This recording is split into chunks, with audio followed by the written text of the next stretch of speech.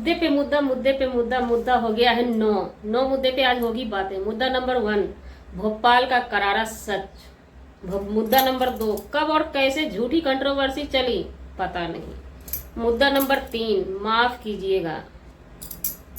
मुद्दा नंबर 4, दीदी को इस शादी को रोकना था क्योंकि हमारा दिल टूट रहा था। मुद्दा नंबर 5, चैट नकली और कॉल रिकॉर्ड निकली, अरे दादा रे दादा। मुद्दा नंबर 6, सुमित महल से शादी टूटी या नहीं भी टूटी है, क्या पता फिर से शादी होने वाली है।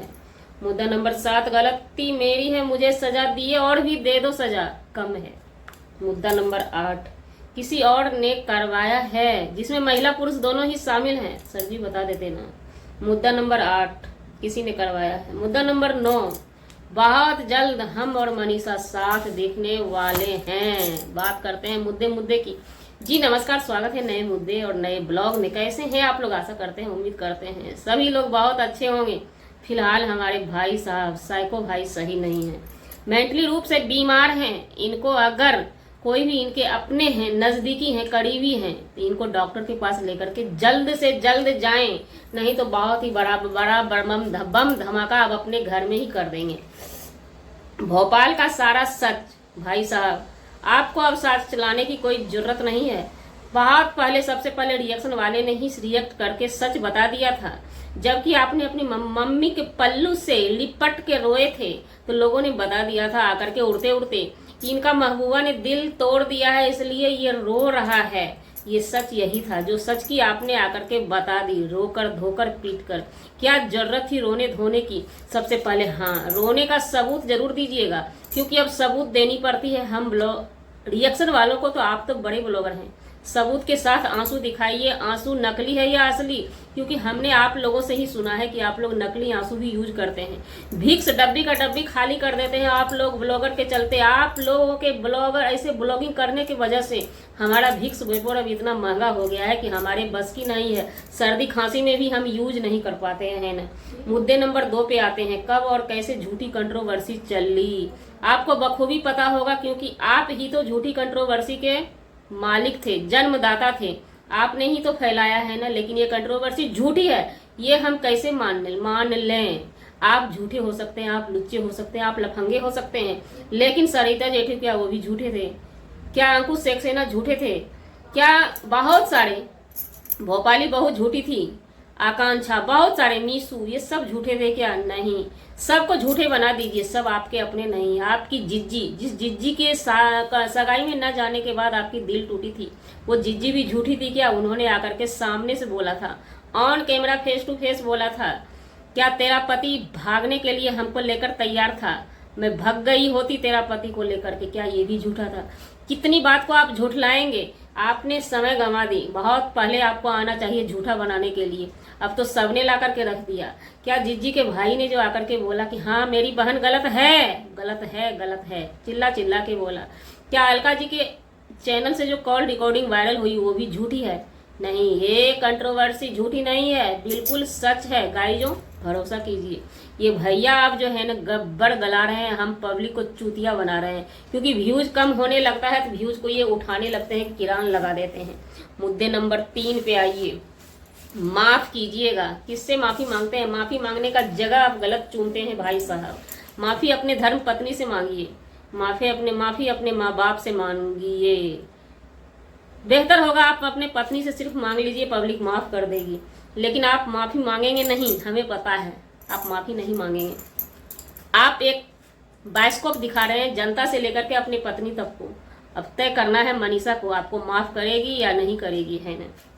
मुद्दा नंबर 4 पे आते हैं, दीदी की शादी को रोकना था, दीदी की शादी को तोड़ना था और इस कदर इस मोड़ पे ला करके खड़ा करना था उसको कोई शादी ना करे, क्योंकि वो आपकी ओरिजिनल वाली महबूबा है। इस वीडियो के बाद बिल्कुल जिसको नहीं लग रहा था, अब मानना पड़ेगा भाई कि आप दिल से महबूबा बनाए हुए थे और फिर से मनीषा नाम का माला क्यों जपते हैं? क्या आप मनीषा के पैसे से प्यार करते हैं ना?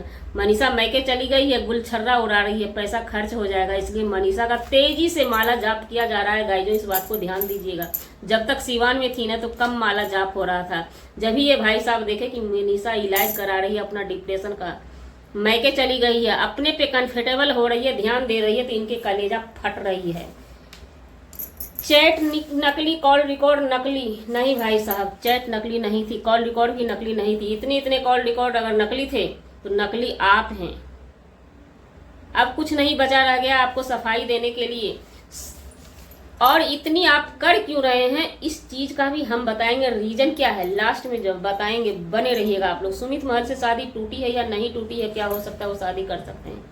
शर्म आनी चाहिए।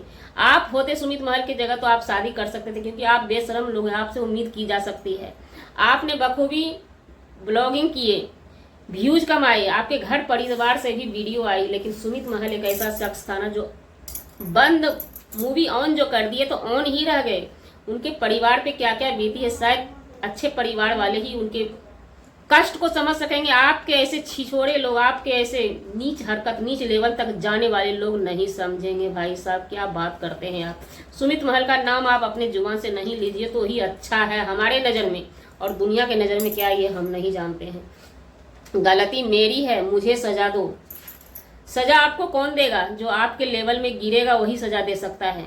आपके इतना जनता नहीं गिर सकेगी, नीचे नहीं जा सकेगी। आप माफ सजा दी जाती है सजा लेने वाले को। गलती वैसी हो तो सजा दी जाती, जिसकी कोई माफी ही नहीं, धरती पे माफी बनी ही नहीं है। क्योंकि आपने बहुत हद तक सारी हदें पार की हैं, और आप बोलते हैं कि हम उतने भी गिरे हुए नहीं हैं कि ऑन कैमरा ना आ सकें। तो एक बात जान लीजिए जनाब, इज्जत वाले ना इज्जत के लिए मरते हैं।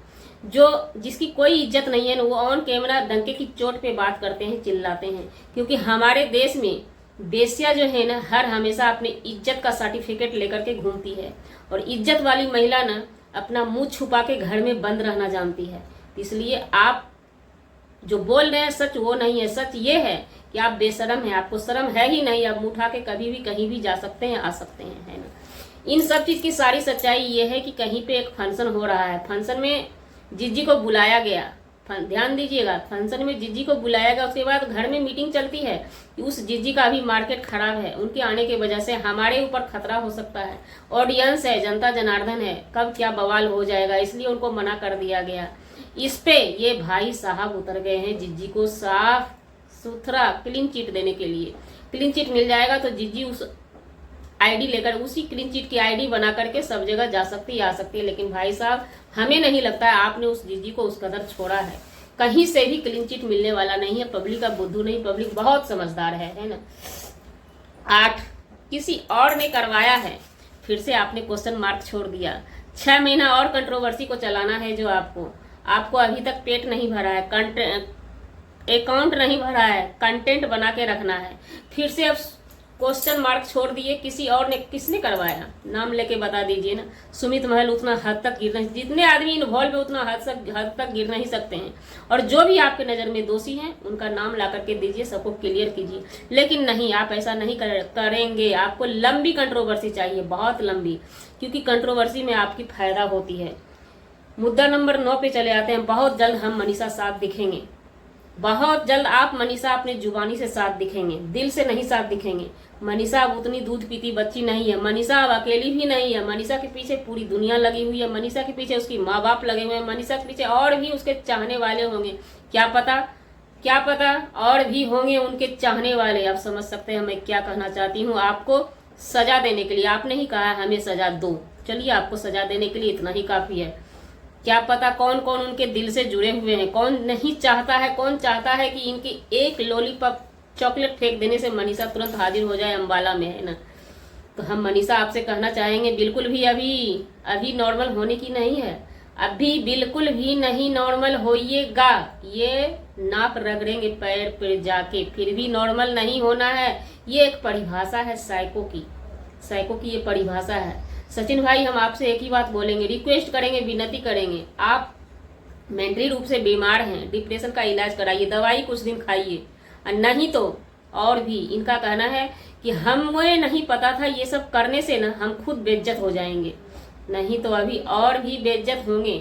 ये वजह होगा आपका मेंटली स्थिति का गड़बड़ होना। अगर मेंटली स्थिति गड़बड़ नहीं है, आप मन के बढ़े हुए इंसान हैं, तो जरूरत है आपके फैमिली को आपसे बचने की।